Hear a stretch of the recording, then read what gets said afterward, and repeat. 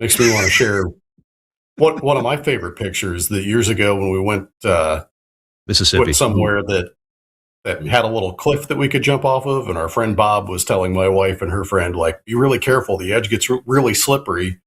And we happened to catch a picture that we called the day Bob Gober died. See him. Oh shit! Right off the edge. Oh wow! Oh shit! Did he really die? No, he's fine. Okay.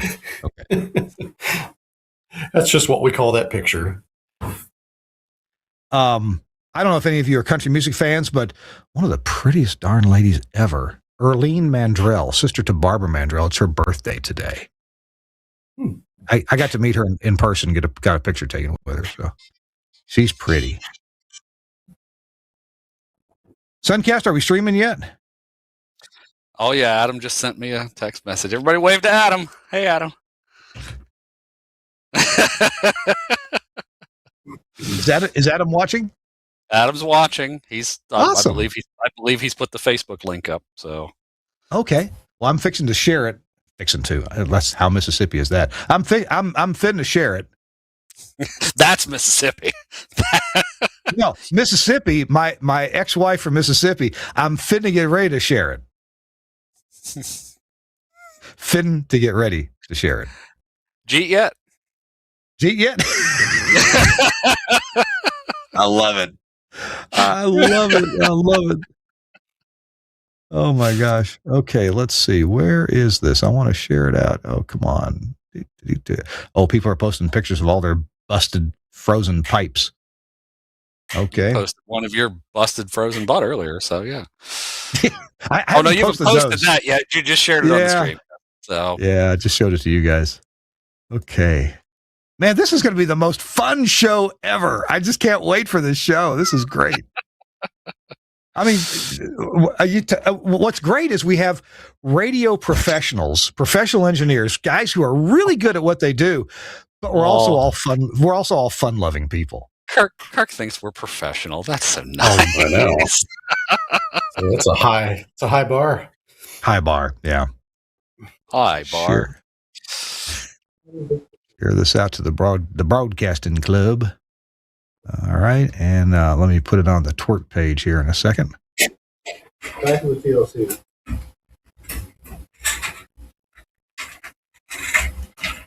Let's see. Oh, hey, look, a chair. It's a little better than the stool. That's a nice chair. I like that chair. It doesn't look that nice. I couldn't find you. Looks fine from a distance. That's really all that matters. Look what I have. Ew, that's fancy. Got one of those on my desk at the office now. Shade disconnector. So what we'd love to do is talk about have a few serious moments about winter, either preparedness, and that seems to be an old subject. I mean, everybody talks about winter preparedness. What do you do when the poop hits the fan and it's winter and you get an ice storm and you're trying to solve problems? You know, what are some of the things that happen then? What are some of the creative solutions you've come up with to get a station back on the air? Whether it's backup STL, putting the stream on the air, generators, borrowing something. 30 years ago in Cleveland, Mississippi, we got the National Guard to bring a generator out to our transmitter site. We were the only station on the air for at least 80 miles. Everybody else was off. And our tower was bent like a pretzel. And if it had fallen down, it probably would have hit the produce department at Kroger from where we were at that time. Smashed watermelons. Smashed watermelons. Smashing pumpkins. I mean, but we worked. I mean, it seems like every couple of hours we had something to do. And here at my house, I've really been working hard to balance the loads. We did have solar and batteries, long story, but those are ineffective now. So we're totally on the generator, but we got enough of the driveway cleared to be able to drive out of here and go buy gasoline. Whereas for the first 2 days, we couldn't even buy any gasoline. Just had to use what little scraps of gasoline I had and my neighbor had. He was kind enough. And my neighbor has a story. The short story, I noticed he had a generator running, and his freaking generator is out over there for the first 2 or 3 days mocking me. I have a generator. And because I'm sitting here in the dark or the cold or trying to figure out how many more minutes are my batteries going to last on the solar system. And I said, I didn't know we had a generator. And then when we get the driveway cleared out, I'm driving by his house. He's got a freaking bandit sign out in front of his house. Generac generators, call us for service, And I'm thinking, I knew this thing was new. I'm going to describe this in the show. And Suncast, I know we're past the top of the hour. I was going to say, I think you already are. We haven't formally started the show yet. And I asked him, well, I'll tell you what, I'll save it for the show. Let's get going. Suncast, you got me on full screen, I see. So we might as well start the show. All right. Don't worry, Kirk. It's all right. Everything's going to be all right. It's going to be okay. Why is that not any louder than it? Oh, there we go. 1, 2, 3, 4, 5. A little bit of meters going on. So let's start episode 785 for January 29, 2026. And we'll start the program in 3, 2. Hey, welcome into This Week in Radio Tech, the show where we talk about everything from the light bulb to that from the microphone to that light bulb at the top of the tower. Sorry, I'm discombobulated. Haven't gotten much sleep for the last 5 days because the power is out right here. How am I coming to you? I have no idea. It's just incredible. Hey, welcome into the show. We're going to talk about winter weather and mitigating some awful problems. I'm Kirk Harnack. I'm in the Angry Audio studio here in Nashville, Tennessee, where we're covered up with ice. The Nashville Electric Service has not even gotten to my house yet at all. There are at least 3 spans of line down between me and the nearest electricity. So we've been on solar panels, solar batteries, lithium batteries on the solar system, and an inexpensive generator from Home Depot that I bought 5 years ago, and just now got around to changing the oil on it. So hopefully it'll keep running for a while. So we got some great guests with us, and let's bring them on. How about a big 4-shot? If we can look at that. We have got some of the fabulous engineers from Max Connect, and we're going to talk about winter weather and mitigating awful problems. I'd kind of like to avoid talking about how to prepare for winter weather because it's too late for that for a lot of people in a lot of states. Yeah. So let's take a look at everybody. We have here, let's go to Josh Bone first. Josh Bone is in his home studio. Hey, Josh, welcome in. Good to see you. Hey, Kirk, how are you? I am cold. Yes, I know. We're very fortunate here in Birmingham. All we got was rain. It was brutally cold, but we just got rain as opposed to you guys and pretty much everyone around us. I spoke to Paul Burt this afternoon, our retired senior engineer who's back home in Baton Rouge, and they got ice there. And we were very fortunate we didn't get anything. So that's been good. Wow. You know, a lot of people this week or last weekend learned the difference between snow, sleet, rain, and freezing rain. And everything bounces off except the freezing rain. The freezing rain is what you don't want. And that's a big swath from, maybe around Natchitoches, Louisiana, and Nashville, Tennessee. Just a big nose of freezing rain that continued for hours and hours and put a whole lot of ice on everything. Bad for trees, super bad for power lines, and bad for towers too. Okay, let's see who else we got. Who's on this? We got Mike Hutchins in the lower right corner there. Hey, Mike, what a pleasure to see you, man. What's going on? Thanks for having me back. Well, just trying to stay warm in Indianapolis right now, where they got, I think, 10 to 12 inches of snow, which is a little bit less than what I got my house in Evansville, south of here. Got almost 13 there in a part of the world that we really can't deal with 2 inches of snow. So it's amazing I made it up here. Still not as bad as Birmingham. Yeah. So you're living in Evansville. You guys occasionally get ice there, right? In Evansville? Oh, yeah. And in fact, about 10 years ago, we had a really terrible freezing rain event that coated the entire city in a lot of ice. And at one point, that's one of the few times in my career I had to call my boss and say, all 7 of my stations are off the air and I'm going to bed. Oh, I'm going to want to hear about that. Nothing I could do. Going to want to hear about. Yeah. There comes a point where you say, nothing, there's literally nothing I can do. No amount of effort is going to put any of these back on the air. So I'm going to bed. And you seem heartless at that point, but there's, get some sleep for when you can do something. Right. Well, it just became a point where it's like, it is too dangerous to be out here. Yeah. And, well, there's that too. There's that too. It's tough to make that decision, but sometimes you have to.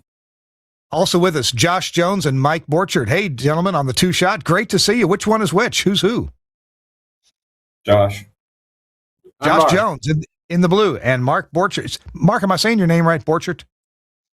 Borchert, yep. Yep. Okay, good. So where are you guys? You in Indy also? Yeah. Yes. Yep. And They're where did across the hall, Mike? Across the hall from Mike. Okay, good deal. Well, listen, we appreciate you two guys taking the two shot. That left enough camera room for Josh Bone to join us. But Josh Jones and Mike Borchert, you're tell us about where. And we know you're in Indy. We know you got snow, but where do you live? And what what kind of terrible winter weather do you sometimes see? Josh Jones, go first. Oh, okay. Well, I live in Dallas, so we had the big ice storm in 2021, and we were on generator power for 3 days at the house and had kind of an improvised sort of backfeeding of the electrical system in the house, but we made it through. But not a lot of other people were as lucky. Wow. I lived in Dallas I lived in Dallas back in 95, 96. A little bit, and it seems like we had a heck of an ice storm in 95. I want to say, because I worked at Scott Studios, and on the north side of Dallas, there was literally 3 to 4 inches of pure ice on the roads. It was unbelievable. Did you live there then in the mid 90s? No, I moved there in about 2008. So gotcha. We had a bad ice storm. We had a bad ice storm in 2010, which pretty much made it so I couldn't get out of the driveway of my apartment building, and we had rolling blackouts then too, but nothing like the 3-day outage we had in 2021. Mike Borchert, what's been your experience? Well, it's Mark, by the way. I'm sorry, Mark. I'm sorry. I'm actually from Fargo, so this is just another winter day for us. But back there, it runs the gamut of snow, ice, wind, everything. Well, we had that bad ice. Back in 2006, was it? Yep. So, because he was my chief engineer at the time, and so we were working trying to get stations back on, and I think we had to rent a generator to get one of our stations back on because we had a site with 3 stations at it, but only 2 were on the generator because it wasn't big enough to run all 3. Mm-hmm. So we, driving over icy roads with a giant generator behind us and trying to fish wires through the side of the building to get the thing on the air again, and 3 hours after we got it up and operational, the power came back on. Yep. That's how you can always guarantee the power is going to get restored. Go rent a generator. That's right. That's right. Gentlemen, we have set the stage. We're going to have a heck of a show because we've got experts in winter weather. And really the purpose of this show is advice and maybe more importantly, stories. How did I get out of this situation in this winter weather situation? And we've all got stories to tell. So we're going to come back in just a minute and hear about that. Our show, This Week in Radio Tech, brought to you in part by our friends at AIR, AIIR, air.com, the makers of Playout One system that I use at 21 radio stations, but they also have a streaming service that you really ought to check out. Let's hear about it. Hey, it's Kirk Harnack, and I'm here with Ricky Lee, the CEO of AIR. Ricky, you guys make a fantastic automation system, but streaming is a really big deal. Tell me about streaming with AIR. It really is. We've got a beautiful streaming platform with an incredible dashboard with fantastic analytics. And you can buy it for just $20 a month. All you can eat. No limits on bandwidth or bit rates.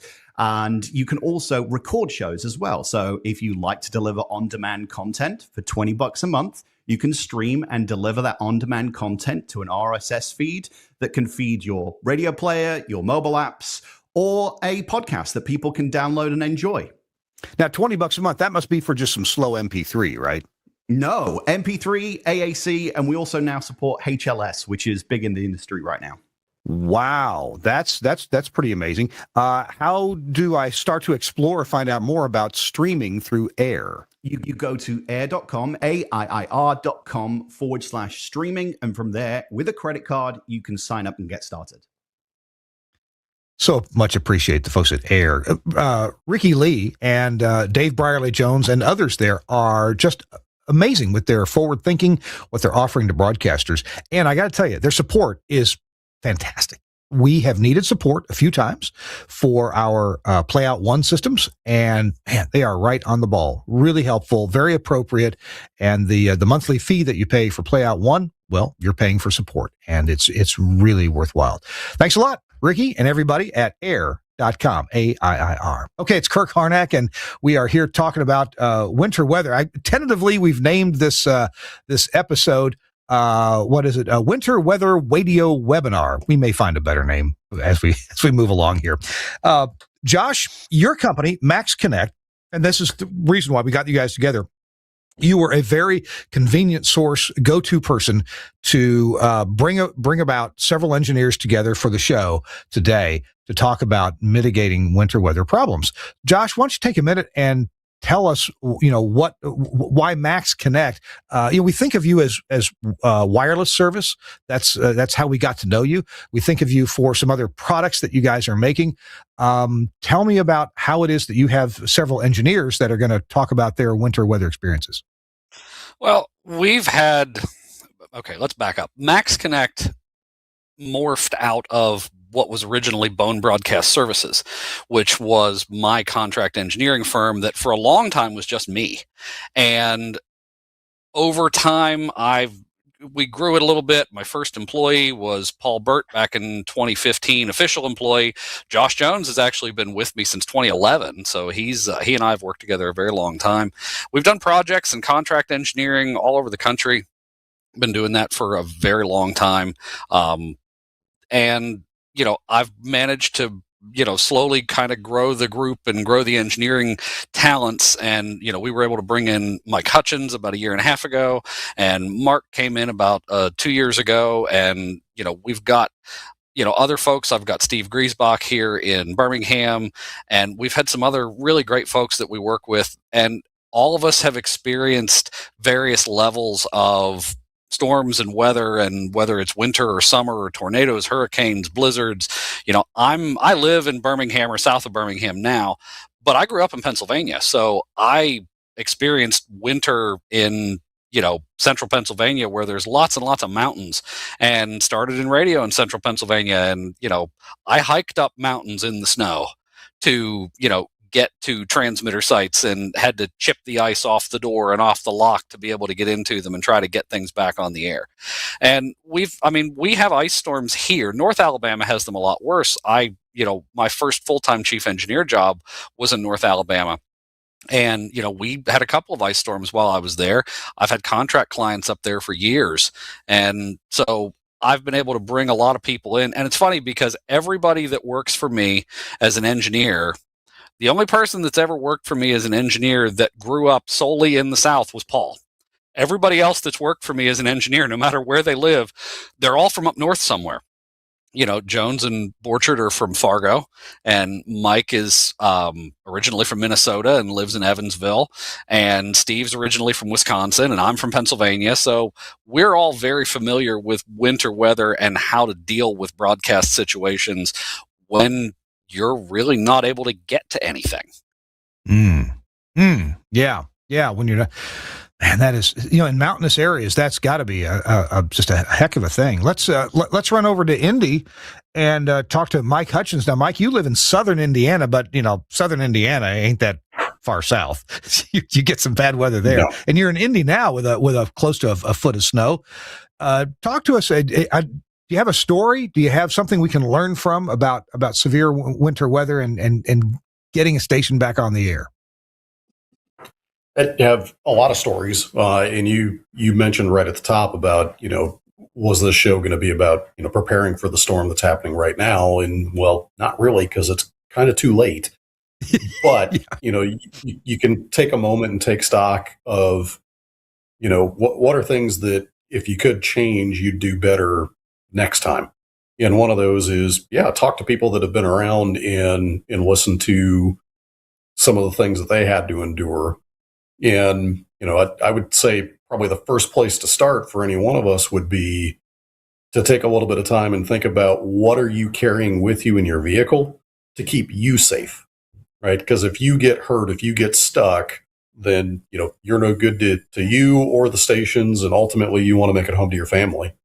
So things like, make sure you have a blanket, some food, some water, a shovel to dig yourself out. At a, station that I worked for in Michigan, I got to spend about 3 hours one afternoon digging myself out of the site when I slid down the side of a hill.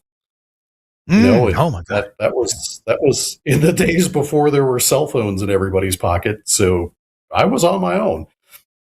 So kind of a scary situation, but it happens. But fortunately, had a shovel, had a strap, had everything that I needed to be able to deal with that, after getting the station back on the air. And, try to think through some basic equipment that you can stage places where, most of us are familiar with. If the main transmitter goes down, you can get on at exciter power. Sometimes all it takes is a 3 1/8 to an N adapter, or inch and 5/8 to N, something like that. Making sure that you have a few of those around can save your butt too. Earlier I mentioned we had a really bad ice storm in the Evansville area about 10 years ago. And I got really lucky at that time where, after the next morning after leaving all the stations off, as I'm working, getting things back on, I remember calling the boss and going, all right, the only one left is, WDKS, and all I need is a 3 1/8 to an N adapter, and ERI has one. It's like, oh, good. Are they going to overnight it to you? It's like, well, no, I'm just going to go get it. That is the nice thing about being in They're Evansville. 20 minutes away. Yeah. ERI's in my backyard. So Mike, you bring up a great point. I'd like to hit on this just a bit more. So, I don't know what exact failure brought up the need for the adapter, but I think we can all understand that if you've got a big transmitter, it's going to run on 3-phase. Well, let's imagine that you don't have 3-phase in your building at the moment, that you have 1 phase or 2 phases, and something bad's wrong. Well, if you've got a phase of electricity, or maybe you've got a single phase generator and that's all you have, you can run your broadcast gear, except for the big transmitter, on single phase. So maybe you can run an exciter, or maybe you have a small power amplifier, but you got to get that. If you could just get that 10 watts or that 50 watts or that 300 watts into the big antenna, then you could serve your listeners and you could stay on the air. And so an adapter to unhook that big honking 3 1/8 or inch and 5/8 or whatever coax, and adapt that into the amplifier or the exciter, that can make a huge difference. Is that the kind of situation you're talking about? Absolutely. At that particular site, we had a tree branch come down that basically ripped the 3-phase power feed off the building. So it was going to be quite a while before we got our utility power back, but what I did have was a little 2 kilowatt generator that typically went out for remotes, and with that, it's like, well, I can at least get the STL and the exciter up, and if I get that, well, now we're making radio. So, it was making do with what we had to try to get the station back on the air to serve the community, serve our listeners, our advertisers, all of that. And, Gotcha. Again, making that evaluation of it was going to be a week or more before I could even get utility power back. So, staying off the air for a week was not acceptable. Yeah. Yeah. I can't tell you the number of times, and you guys have as much or more experience than I do in this, but the number of times where we have put something smaller than our main transmitter on the air and into the antenna. And so, man, have those adapters available. Sometimes those adapters are expensive, and I got to tell you, there's times when my business partner Larry Futz is really good at keeping track of where stuff is, and I'm not. I don't know where he moved it to last, but we're at one site. Let's say one of the Mound Bayou East site. Well, we need this adapter. Well, we have one over at the O'Reilly site, so we have to drive 18 miles to the O'Reilly site and get it and bring it back. But at least we have one. At least we have somebody who knows where that tracks where that stuff is. Gentlemen, Mark and Josh in Indy, can you describe for us a time when an adapter was necessary and you planned for it? What? Up all you can, Okay. but having backup facilities, that's probably the biggest saving grace. One site may have power, another site may not. But if you can get audio to the other site and you've got a backup auxiliary antenna, or even a tower, an STL tower in the city where you could broadcast any frequency or multiple frequencies, at least there you've got options. And that's, it's not necessarily the prep work, but knowing what you need and when you need it, that's key. Well, you bring up a great point here. In fact, whoever can address this topic, raise your hand and talk about it.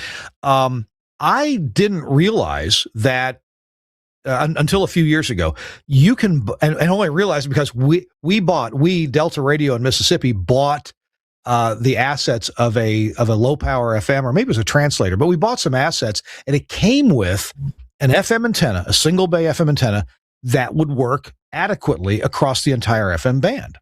And so we mounted that antenna on a tower where we have a little extra Nautel transmitter that we can remotely set to any frequency of ours and transmit from there, at least to stay on the air. So it's important that engineers like us realize you can buy a broadband FM antenna and you can hook it to an N+1 transmitter and transmit. And then we also have the ability, I think we may be using a barracks box, and it's on a private networks, that we can feed any of our station's audio to that barracks box, and then and through we have an Omnia 9, an older Omnia 9 processor, and be on the air from that facility for any of our stations. Okay, who's got an example of doing something like that?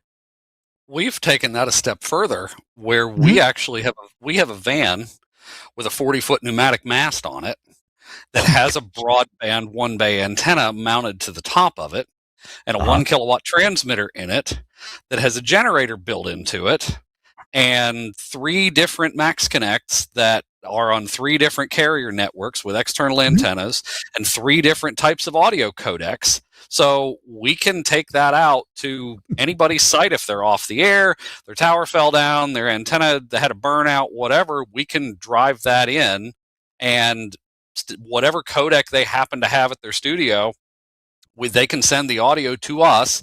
It goes through the little processor that we've got in there, and at a kilowatt into that antenna, you get 500 watts roughly ERP, not including height. Yeah. But it's completely portable, it's broadband, and you can feed pretty much anything into it. There's a tie line in there, there's a Comrex in there, and there's a barracks in there. And with pretty much any cell carrier that you want, it's whichever one has the best signal. Here's the static IP address, push it to this port, boom, and you're on the air. So we can get somebody back on the air in the amount of time it takes to drive there. You could also just pick up the station's stream if they're streaming and put that on the air, I suppose. Pick up their stream. I mean, there's a whole bunch of different options. We've done it for translators. We've done it for full powers. I mean, it's been a great asset since we got it. We keep it at the office in Pelham, and we keep a battery tender on it. It doesn't go out all that often during some times of the year, but we keep a battery tender on it, so we always know it's going to start. We run the generator periodically, and it's been a huge help. Okay, so you got this van, pneumatic mast, FM antenna at the top, all kinds of ways to get audio to the van, process it, transmit it, send it out the antenna. Surely, you have a big graphic wrap on this van that says Pirate Radio.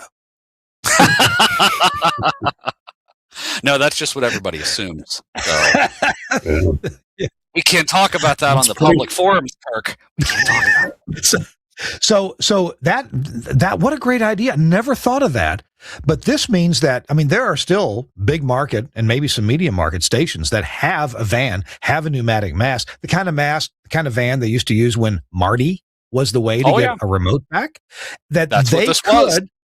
Well, okay. Well, they could put an FM antenna up there too, and coil that coax around it, Wilbert mast, and transmit from. What a great idea! I will say, fishing the coax down through the little pipe that had all the little Marty coaxes. That wasn't fun. That wasn't fun. I can imagine. So, and it does get hot. That's the thing. In the summer, it does get hot. We had to make some interesting modifications to get real air conditioning into it. Because, Marty remote, you just leave the doors open. You have this out there running for, days or weeks at a time. In the winter, it doesn't care. It's happy as a clam. In the summer, it's just an oven. So, yeah. Now, you guys in Indy, you're doing some work at a Radio 1 facility. Surely you have some interesting backup plans there. Maybe one of you could describe what kind of backup you have there in case, power goes out at the main transmitter site, STLs have a problem, winter weather screws up your plans. Who can tell us about backup facilities there? Well, I mean, at the studio here, we've got a backup generator for utility outage. And of course, all the radio equipment, including the air handlers for the studios, those are actually protected by 100 kVA UPS.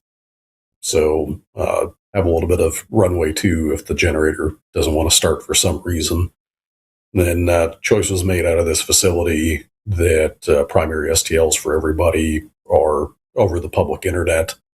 But to that end, we've got a fiber connection coming in here. We also have a new unlimited 5G offering from Max Connect that's backing up our Taiwan gateways. And there's also Starlink that we put in here. So we've got 3 different ways to get those audio packets out of this building out to the transmitter sites. And at a lot of the sites, there's redundant circuits out there too. Most of them are fiber. Most of them also have a Max Connect LTE connection, and a couple of them have unlicensed point-to-point radios where they made sense to do. So again, trying to come up with more than one path for those packets to make it from the studio out to there. And then there are some medium range plans to employ backup services through Zeta Cloud and actually have a Zeta terminal at the site so that if all connection severs, the box at the transmitter site takes over and keeps everything on the air. So you guys, that's the plan here. We're going to take a break in a second. When we come back, though, I want to address this topic, at least briefly, the sidebar, and that is IP connectivity. And because we're at the age now where IP connectivity is available at consumer prices, and broadcasters don't have to spend $10,000 to $20,000 on a 950 megahertz STL system, all in with antennas and coax and rooftop rental and all kinds of stuff like that. Maybe you ought to have that. Maybe that's a great thing. But the options that we have for staying connected from anywhere to the transmitter site is worth talking about. So let's chat about that when we come back. Our show This Week in Radio Tech, we gave it a goofy title. Maybe we'll change it. Winter Weather Radio Webinar. And we're talking with Josh Bone, Josh Jones, Mark Borchard, and Mike Hutchins, all with Max Connect. They have years of experience combined here in solving problems. And we're going to continue talking about that. All right. Our show brought to you in part by Broadcast Bionics. And they have a system that is part of a backup plan or part of your main plan because it's part of both. And that is Virtual Rack from Broadcast Bionics. Now, I've been a huge fan of containerizing or virtualizing some of your broadcast operations, your broadcast infrastructure.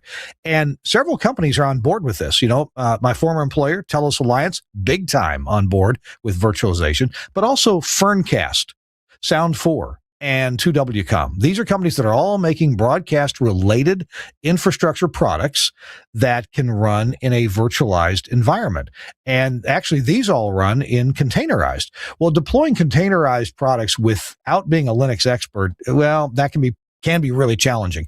At my own radio stations where I've deployed containerized products, yep, I paid my former colleagues at Telos Alliance to do that for me, because to do it right, it's a little bit complex.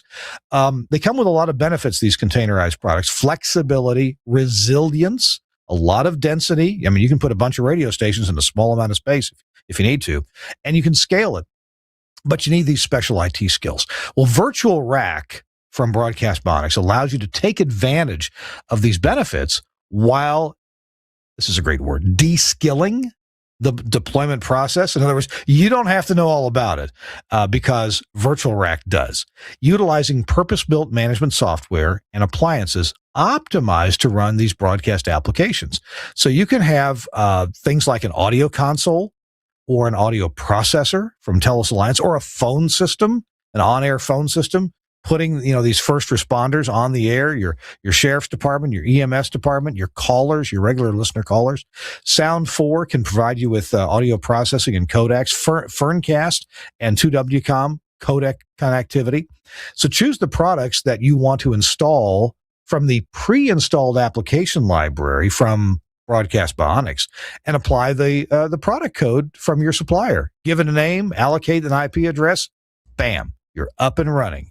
And hey, younger engineers, not picking on old guys like me, but younger engineers, are kind of familiar with this process of getting these things installed. I'll tell you, it's really easy. And if you go to bionics.co.uk and go to the Virtual Rack page, at the bottom of the page, you'll see where you can connect to videos where these are being demonstrated. You can see how it worked for yourself. Also, hey, if you want to buy a second server, well, then you've got failover capabilities. It's really awesome. And what a great idea from Virtual Rack. And I can tell you, I like this idea so much. I kind of harped on my colleagues at Telos Alliance. Hey, is this a good idea? Is this a cool thing? And they checked it out. The development engineers at Telos Alliance checked this out, and they said, yeah, this is a really good idea. We do it differently at Telos Alliance, but this idea from Broadcast Bionics, this is cool. It works. It works very well. So check it out from Broadcast Bionics. The website is bionics.co.uk, and you can virtualize so much of your radio station infrastructure. Probably not the jocks yet, and you may not want to virtualize the jocks. I don't know. Maybe you do. Maybe you don't. And the transmitter, well, that's still a transmitter. We can't get 20 kilowatts out of a server yet. So check it out from bionics.co.uk. All right, it's This Week in Radio Tech. It's episode, what is this, 785 or something like that? I think so. We've been around a while, and we are plugging along on this terrible winter weather here in Nashville, Tennessee, where I am. I'm looking out my window. Every tree is absolutely still covered up with ice. I have no power, no AC power from the commercial utility here at my house and my office. Between solar batteries and a inexpensive little Wen brand generator, here we are. And the internet here is fiber, so that's working. But I've got my Max Connect handy; it's ready to go if I need to. So we were talking about IP connectivity with typically between studio and transmitter site, or maybe just getting phone calls, getting other information into your studio.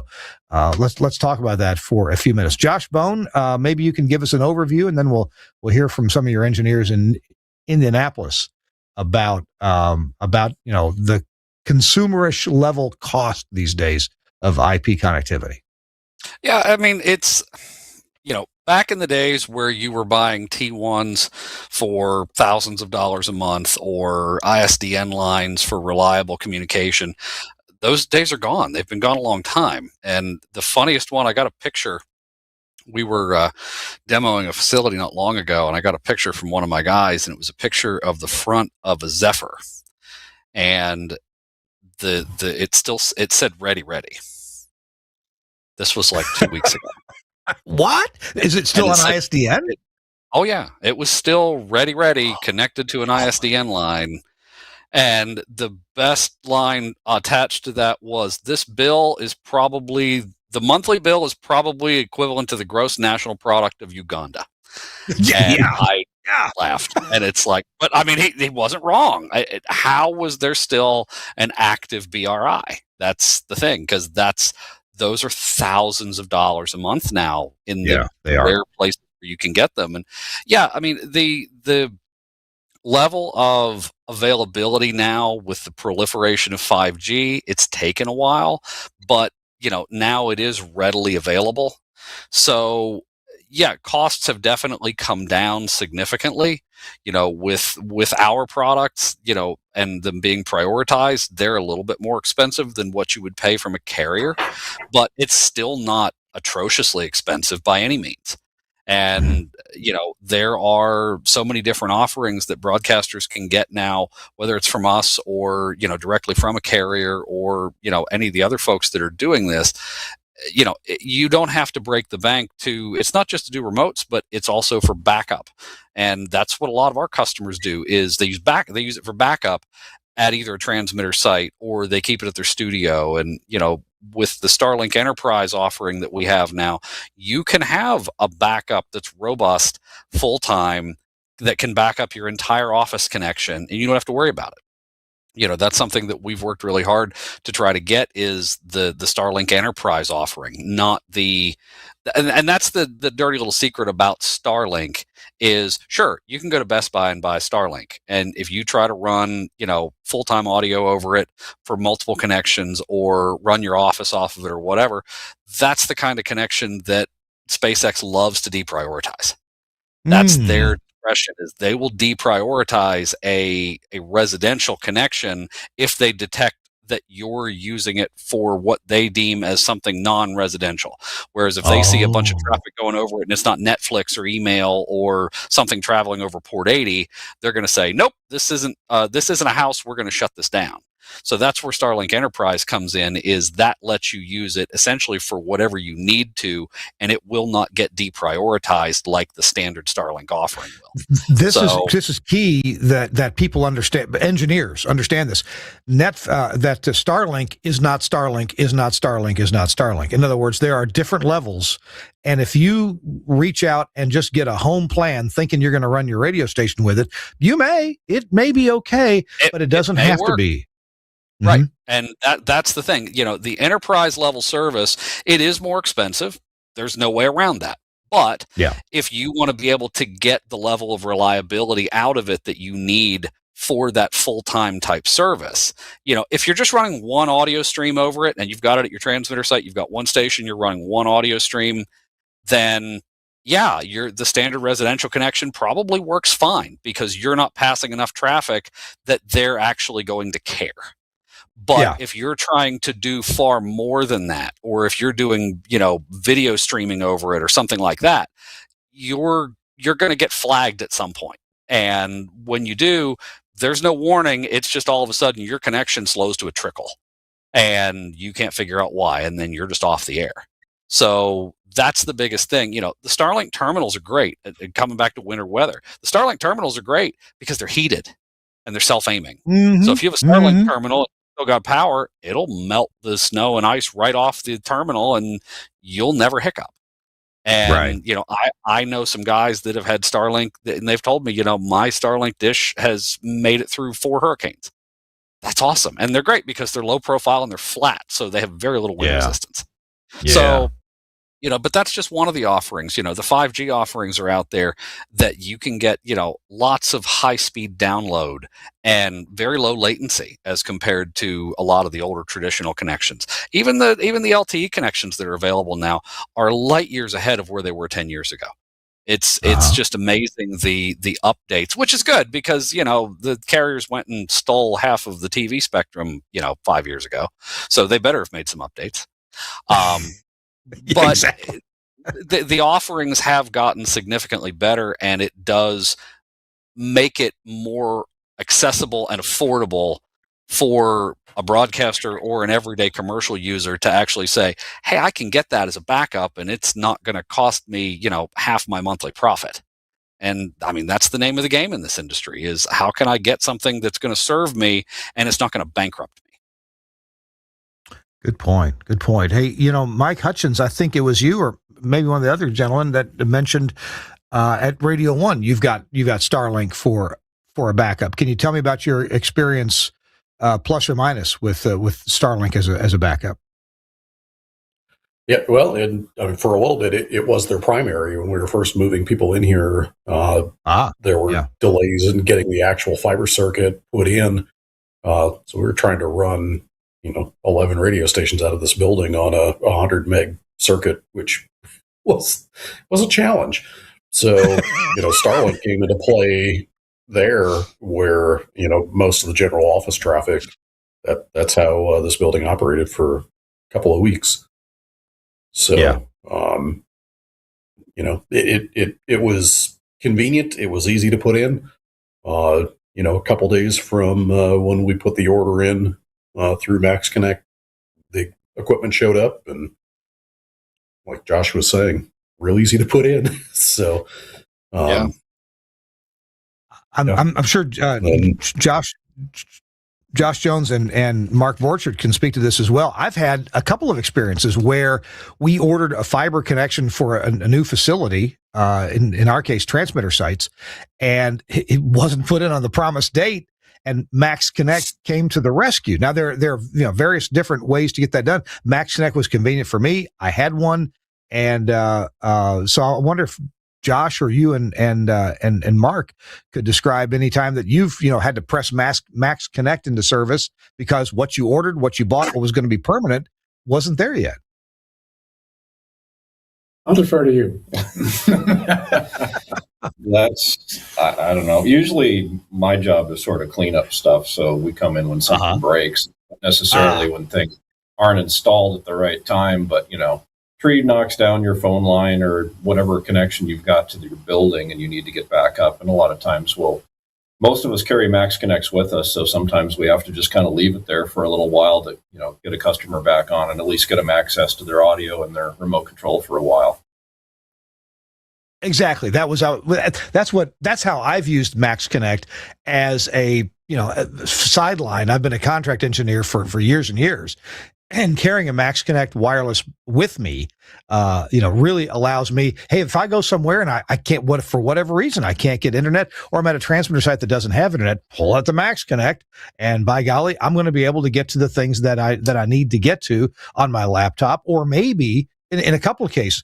I went to a community radio station in Memphis one time, and they had lost, due to a storm, they had lost their connectivity with Comcast or Xfinity, and it wasn't working. And so we put the Max Connect in and saved their fundraiser. It was fundraising week for them, and Max Connect absolutely saved the day. We were getting micro MPX audio from the studio to the transmitter, and we did it with Max Connect. And this is not my commercial for Max Connect. We're gonna let Josh talk about what he wants to in a few minutes. But having a service that was prioritized and had to have a fixed IP address. So many of these other services, they have what do you call that? Carrier NAT. Where you don't get a public IP address for your 5G device, whereas with Max Connect you get a public IP address. And so with micro MPX, we needed that in order to send the micro MPX to the right place, and we got that. Made forward it to the micro MPX decoder device, and voila, we were on the air critically during the fundraiser. Josh Bone, did you want to address that anymore? I mean, was my experience typical? No, I mean, look, that's kind of what we've always gone for is how can we help people in their time of need? And I know that sounds cheesy, but when you lose connectivity in the modern age, your business stops. And it doesn't matter. It's not just broadcast, anything. You can't run credit cards. Hotels can't check people in and out. You lose your, in broadcast, you might lose your transmitter control, or you lose your audio transport, or you lose the ability to take phone calls and stuff like that. So backup connectivity is just as critical as backup power. And that's what we've always tried to do, is make reliable connectivity accessible and functional for broadcasters. Yeah, it's always been accessible, but one of the biggest things with us is the support. And, we're all broadcast engineers. My entire company is, broadcasters and engineers. So when you call support, you're getting someone that actually knows what you're trying to do. It's not, you call AT&T and somebody's reading from a script and telling you to reboot your device. And, exactly. I don't have a device. I have, and they don't know what it is. And you go back and forth. You call us and, hey, I have a Burke remote control and I need a new port forward open. Can you help me with that? Oh, absolutely. And we'll open the port forward, test it for you. Or, hey, my Comrex isn't connecting anymore. Can you check this? And yeah, absolutely. Yeah. That's what we do. Yeah. This isn't just connectivity. This is an entire solution package where we can give you something that, getting from the big carriers can't, because broadcast is such a small slice of what they serve. It's not specialized. They're used to dealing with, Ashley and Jason and their cell phones. They're not used to dealing with, Burks and Tylines and Comrexes and VX phone systems. I'm going to remember Ashley and Jason and their cell phones. That's exactly right. What generic names? Oh my gosh! Hey, friends, you are listening to or watching This Week in Radio Tech, episode 785. We're talking about winter weather radio webinar, and we've got more stories to tell. Gentlemen, yeah, exactly. That's kept going through my mind when I was trying to think of a title for the show. So be thinking of after this commercial break, we're going to hear some Winter Wonderland radio stories. So be thinking of that, gentlemen. Hey, our show is brought to you in part by Angry Audio, and I think that one of our guests has maybe something to talk about. I'm not sure which one. Maybe we get a four-shot. We'll figure out who it is. Who's going to talk about the headphone disconnector? Oh, it's. Yes. There we go. What's that, Mr. Bone? Oh, I was pointing to the guys that actually have them. It's everybody but me. Okay. And me, I don't have any. Mine's at the office. Well, let's hit up Mike Hutchins first. Mike, what you got there? So if you ever had the experience of you get up from the console and your headphones are still on your head and you start to walk away and then either your headphones aren't on your head anymore or the plug is left inside your console, Angry Audio has a headphone disconnector. So rare earth magnets there hold it together. If you pull, now you have this piece stays in the console. This piece travels with you in your headphones until you come back and put them back together again. So when a satisfying little click, that is just click, just click. When a talent forgets to take his headphones off and he gets up and he starts to walk away, and the headphone disconnector is in place, how much damage is there to the connection when that happens?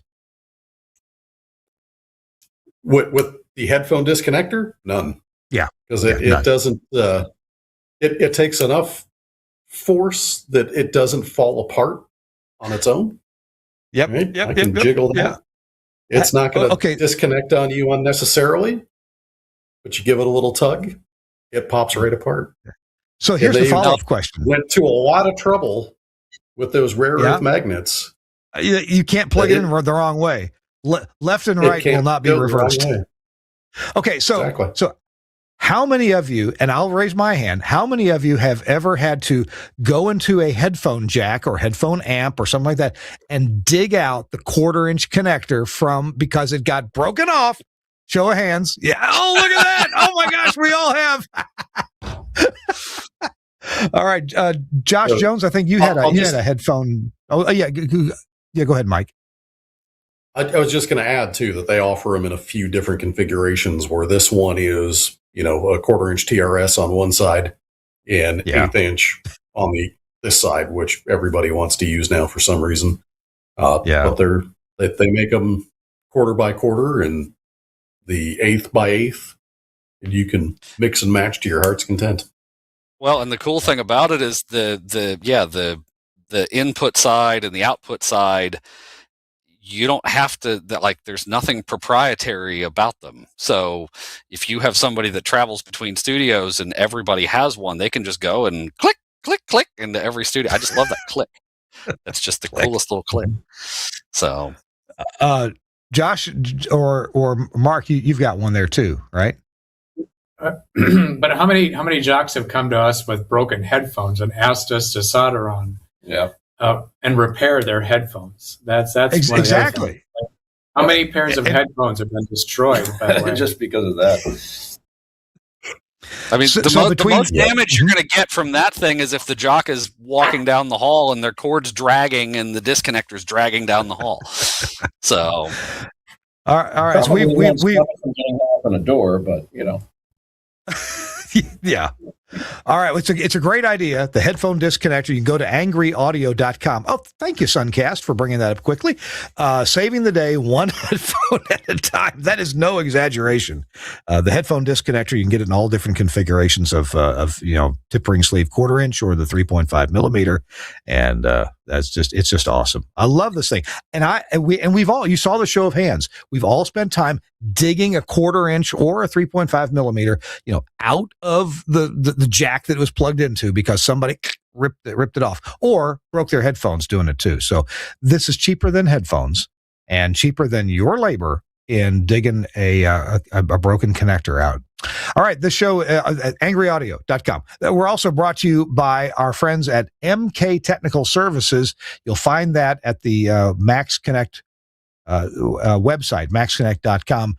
Josh Bone, why don't you tell us about MK Technical Services? What is that? Oh, yes. So jolly good. Yes. Okay. So no, it kind of comes back to what we talked about earlier is, MK Technical is our engineering service that we can do. I mean, Kirk, you talk about everything from the microphone to the light at the top of the tower, and we service pretty much everything from the microphone to the light at the top of the tower. That's it. That's my whole commercial. No, we can do everything from, a tiny little single studio podcast facility all the way up to a 30 studio audio over IP build out that we may or may not be working on with some people in Indianapolis. Mike Hutchins, why don't you take it from here? Okay. Yeah, so we've got several skilled engineers that are all across the country. That three of us are here right now to surge into this project and try to keep this timeline basically on track. So we're happy to either come in and just be skilled labor for you. We're happy to come in and help you during the design phase and help you make decisions on what products you might want, and take a holistic view from, how are you going to generate your audio and how are you going to get it all the way to the transmitter site or any step in between. So between everybody on staff, we've got a lot of years in this business, both in commercial radio, public radio, community radio. Most of us have seen or touched all of it. We can likely help you figure out what your scenario is, what your solutions are, and help you manage your timelines, your budgets, and get you some really nice facilities. And also happy to come in if you're not looking to build something new. We're also happy to come in and help you troubleshoot what might be going wrong in your current facility. And again, whether that's at your studio facility, your transmitter site, or the transport in between. We're also brand agnostic, so no matter what system Absolutely. transmitter you buy, we're happy to come and help you figure it out. We've got Axia experts in-house. We've got Wheatstone experts in-house. We've got Gates transmitter experts. We've got Nautel transmitter experts. Comrex, Tie-Line, it doesn't matter. It's all quality gear, and we're happy to help you with whatever you need help with.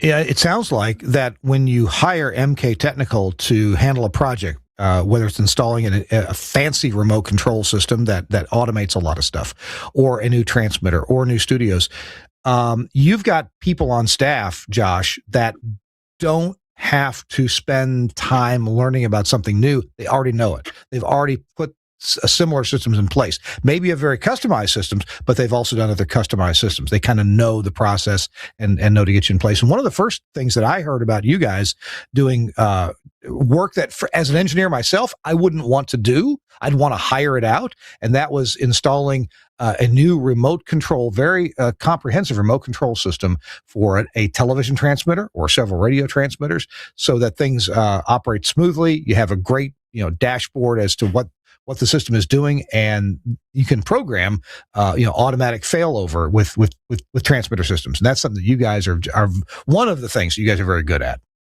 Yeah, we've done some very complex transmitter site remote controls over the years.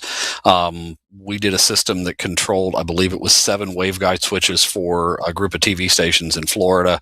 That one took months, that just with integrating everything that they wanted and building stuff and facility management stuff and transmitters and switches and interlocks, and that was crazy. And then there was a system that that Jones and I did back in 2019 in Minneapolis at Shoreview Tower. It was a large Burke system to replace their original monitoring system for the 10 station combiner that's there. And we spent 2.5 weeks there, and it made a huge difference, for them, because they were actually able to get real-time alarms, and it wasn't analog meters, and, things were actually shutting down properly when they were supposed to. And that was a great project. And yeah, those are some of the, some of the bigger ones that we've done, but we also are happy to do single station ones. I mean, we've done, remote controls and transmitter installs for little standalone 1 kilowatt AMs, and we work just as hard to make sure that they're taken care of as we do the big 10 and 20 station clusters. So the best way to find out about MK Technical or get in touch, go to Max Connect, MAXX, KONNECT, maxconnect.com, and click on Technical Services, and you'll get in touch with Josh Bone and his group. All right. And Josh and his group are part of his group have joined us for today's show. Guys, it's story time. I sure would like for each of you to be thinking about a story to tell that we can learn from, a winter weather story, something that you solved. And I've got my own, but they're way too long stories to tell. But let's see who would like to kick it off and tell us about a teachable moment from winter weather, keeping transmitters on the air. Don't everybody? I'll start, Kirk. I'll okay, start. Josh Bone. All right, because I know they don't want to. So, 2013, there was a horrendous ice storm in North Alabama. And I was a contractor for one of the religious groups, and their station was off the air. And I remember getting the phone call about it from their regional engineer, who was in Nashville, and they were off because their antenna was iced up. And we figured out pretty quick that their antenna was iced up, and their STL antenna was iced up to the point where it squelched the receiver. Oh, wow. So we had to wait, I think it was 2 days, and the ice burned off the STL receiver enough that it came back. So they were kind of almost sort of on the air, but they had an old, grounded grid tube transmitter that did not like the way that the antenna had detuned. They had a 300-watt backup rig up there that they had no way to remotely get on the air. So regional engineer and I met up in North Alabama, and we started making our way up the road. And we had enough forethought. We were in his truck. We had enough forethought to take 3 chainsaws, steel-toed boots, I think it was a bow saw, and a logging chain. The road is about 1.25 miles to the top of the mountain. Normally takes about 15 minutes to get up there. Took us 7 hours. Oh my God. I think we cut 9 trees off the road. These trees were frozen solid. We killed 2 of the 3 chainsaws. Killed them dead. They needed full rebuilds. Probably broke at least 4 chains. It was nuts. And these were gas chainsaws. One was a steel, and I think one was a Poland. And what we ended up finishing with was the little plug-in electric chainsaw that I had purchased. And that one we were careful to not overheat it and make sure there's enough bar and chain oil. And we were able to get up there. That logging chain got lots of use because we cut a piece of the tree and have to hook it to the bumper and pull it off the road with the truck, and then pull the other piece off the road with the truck, and then go up and here's the next tree. And there's a picture. I think there's still a picture floating around on Facebook of that day where it looks like what it looks like outside your front window. Everything was just covered in ice, and we were both bundled up like we were in Alaska. And we got up there, and in the time that it took us 7 hours to get to the top of the mountain. And I think we were up there for 15 minutes. That's about how long it took to pull the coax off and put an adapter on it. There's that adapter again. And move it over to the little 300 watt, which we were able to get on it, I think about 30 watts. And that's how it stayed for 3 days until the antenna melted. And then I can't remember if it was me or him, but we went back up and moved it back up and tuned it back up. And but one of the greatest inventions since then that I have never had until 3 days ago. I ordered one thanks to Mr. Jones because he already has one and I completely forgot about it. But the greatest invention that exists now is the 40 or 60 volt battery powered chainsaw. Really? Because and he's got one. Which brand is yours? You said Ego? Mine's an Ego.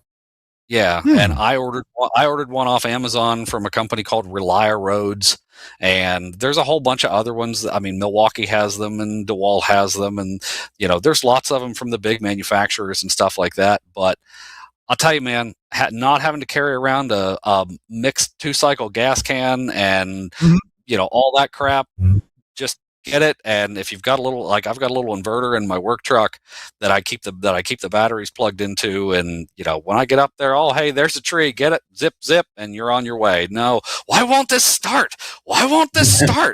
Yeah. Steve and I did that last week, so yeah. That is such a good tip. We're gonna I'll get some battery powered chainsaw links in the show notes, and I'm woefully inexperienced with those. So that's going to be great. To I was too until about a week ago. So I give Josh 100% credit for that, because he said, "Yeah, I'll bring my battery powered chainsaw." I'm like, "What now? Battery powered chainsaw?" Wait, is that for garden gnomes, or is that actually going to do a job? Yeah, exactly. So and that was Josh Jones that gave you that advice? Yes. Yep. Josh, can you expound on that a bit? I'm really curious about battery powered chainsaws. Well, I don't know. I bought one because I had a tree that I needed to cut down in my backyard. And it just, the thing with modern power tools is, like, once you buy into their battery ecosystem, you're kind of stuck with whatever brand, because the batteries are so bloody expensive. I mean, you're basically buying a battery and the tool comes for free. So it's like you buy a battery and it comes with a lawnmower, So, and I suppose I got my first one, I think, a handful of years ago, because I had, like, again, one of those 2-stroke trimmer things, and the thing would never start, and you're sitting there fighting with the thing, and I'm just like, this is stupid. And so I bought, I think, the string trimmer, and then it became a hedge trimmer, and then a lawnmower, and now a chainsaw. So it's just, it's like everything else. And now snowblowers. Yes, they make those too now. Mm-hmm. Do you have a favorite brand, Mark or Josh?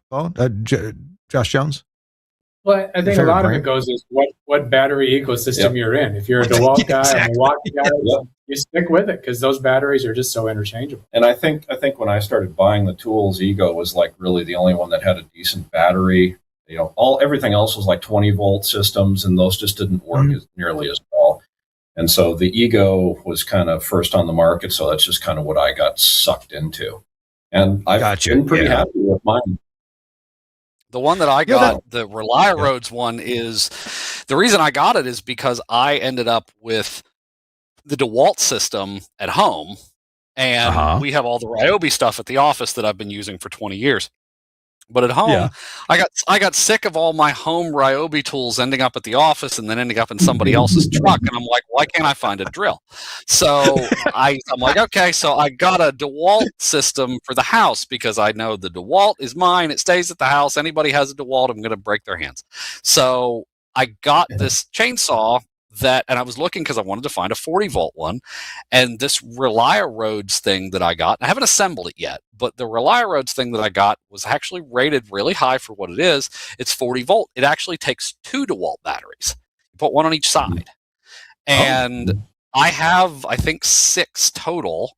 So that's the thing. So you put them in there and it puts them in series and gives you 40 volts. And as long as you've got the 6 or the 8 amp hour batteries, it's supposed to give you like 50 minutes of cutting time or something like that. So, okay. So, yeah. And it was like $170. And by 50 minutes, you're tired of cutting anyway. So it all works out. Oh, yeah. I mean, by the time it runs out of battery, you hate your life. So, yeah. Guys, we're so short on time. I'm so sorry. Tell you what, we're going to take a quick break. When we come back, we'll have a final word from whoever wants to give it, and so think about a final word, and we'll hear from you.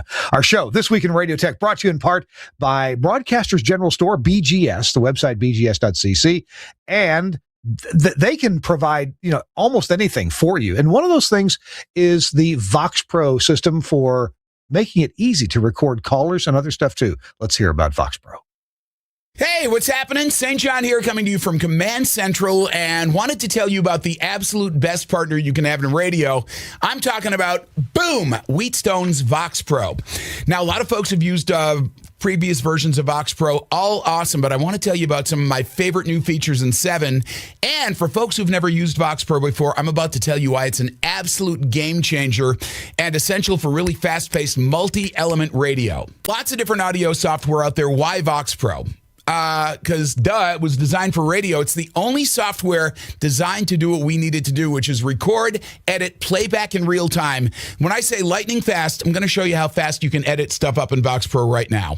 So literally 3 clicks on the controller, mark left, mark right, everything that gets marked, you hit delete, it goes away. It's literally that fast. So we're going to take this part right here. Boom. From caller 9 to him saying, I'm ready. Ready for that secret sound. Boom. All of that stuff, hit delete, it goes away. Here's your edit. You are tackling secret sound caller 9. I'm ready, St. John. One of the best features of version 7, this is awesome. It's effects macros, and you can literally put a chain of effects together so that instead of having to normalize a phone bit and then use noise reduction on it and EQ it and all that, you can literally build a chain. One button, this one's called call right here. I just click that. All of those processes happen instantaneously. Literally saves 80% of your editing and cleanup time. Final thing that I love about Vox Pro, and there's so much more to get into, but one of my favorite things, you can load it on a laptop. I've literally done my show from a hotel room in Armenia to the conference room at, this was fun, jury duty. Great thing, no one could tell the difference. Vox Pro makes it totally easy. Telling you, if you're looking for the best on-air partner, call my friends at Wheatstone, ask them about Vox Pro, and you will be glad you did.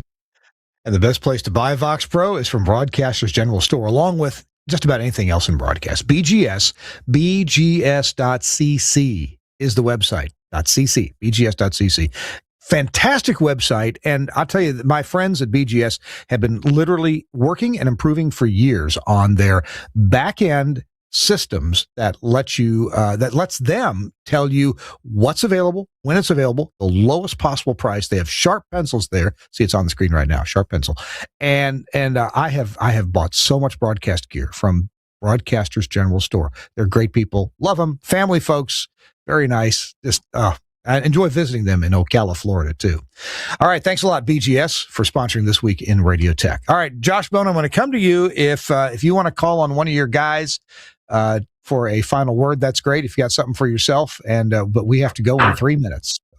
My final word is it's not snowing in Ocala, Florida. That's right. It's not. That's what I got. Move on to somebody else. Mike Hutchins, you got a final word for us? I do, because sitting around here and talking about some of the stories and cutting our ways, into transmitter sites, dealing with ice, dealing with snow. Just want to say and this holds true all the time, if you find yourself in that situation, be careful. Make sure someone knows where you are, what you're up to. Falling trees can kill you. Ice falling off your tower can kill you. Let's never lose sight of this can be a very serious business that we're in.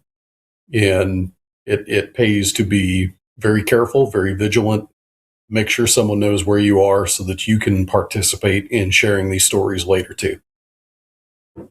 Wow, that is great advice. In fact, Mike, you just reminded me of something that happened to me the day I was being a friendly neighbor, delivering a box that had come to the mailbox, delivering it to my neighbor's house, and I was walking down some icy steps. I happened to have my phone camera open, and I happened to take a picture while I was falling down on the icy steps. And then this is what my neighbor's house looks like when I'm laying on my back on the icy steps. Lovely. So, it's lovely. Imagine if you were at a transmitter site and no one knew you were there. Exactly. Oh my gosh, that is so true. Mark Borchert, do you have any final word for us, please? Anything you'd like us to know? Well, I think Mike kind of stole my thunder, but knowing when it's say life and limb versus getting a station on the air, monetary versus what is your risk level that you're going to take, and then being able to say no, it's too dangerous, I can't go, or we can't go. That's it's very powerful. That's a good point. Josh Jones, do you have something for us that we'd like to know? Preparation, I think, is probably always the best thing. You usually know that these things are coming. So do a little time, visit your sites, make sure that there's no brush that's hanging around that shouldn't be. The time to get a tree crew out is not when the ice storm is already here. So yeah. Use a little due diligence and work on that stuff before it becomes an emergency. My serious final word, Kirk, is as far as expounding on Mike and Mark and what they're saying is make sure that management understands the difference between revenue and safety. And sometimes that's hard to explain when you say, I can't go, it's not safe, and they tell you go or you're fired. What do you do? How can you make them understand, you fire me or I literally risk my life to try to get a station back on the air that I'm probably not going to be able to. Is that worth your life? This is the thing to remember in this industry, and every engineer in this industry knows this. There are so few engineers that if a station threatens to fire you because you won't get them back on the air and risk your life doing it, you can find a job somewhere else.